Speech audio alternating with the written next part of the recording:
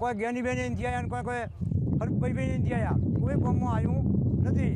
જ્ઞાનીબેને આપવું તો ચાલતો કે અમારે ભાઈ મુમરો ભરો, મારો મુમરો ભરો, અમે મુમરો ભરી નાખ્યા, પણ એનો કોઈ સુકેજો લીધો નથી. આજ મોટી લોકો પહોંચાડે છે.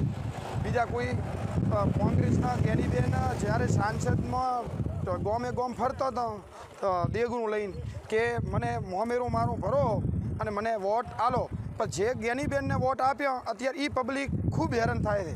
અને આંસુઓમાં હરિજન વાસ છે, કાપડી વાસ છે, એ રહી તો ને બજણિયા વાસ થઈ તો આખો ભરાઈ ગયો છે. અને જ્ઞાનીબેનને જ્યારે અમે વાવ તાલુકામાં સેવા કરવાની હતી ત્યારે કાઠિયાવાડમાં પોતે પ્રચાર કરેલા છે કોંગ્રેસનો અને ઓલો અધિવેશન આપે રહ્યા છે. ત્યાં જરૂર નથી, જરૂર વાવ તાલુકામાં છે જ્ઞાનીબેનની. અને જ્ઞાનીબેન વાતો કોંગ્રેસના નેતાઓ બધા મોટી કરે છે કે ઓમ કરી નાખે અને તેમ કરી નાખે, પણ તે ચોટની પૂરતી. જ્ઞાનીબેનને સંસદ બન્યા પછી મેં એક દિવસે વાવ તાલુકામાં દેખ્યા નથી.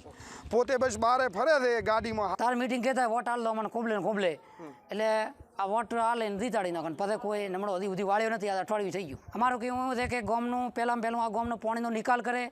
ખેતરમાં પાણી ભરાઈ ગયું છે, ઘાસ ચડી ગયું છે, ગામને ખાવા પીવાની કોઈ પરિસ્થિતિ નથી. આ બધી સમસ્યાઓ સરકાર દૂર કરે.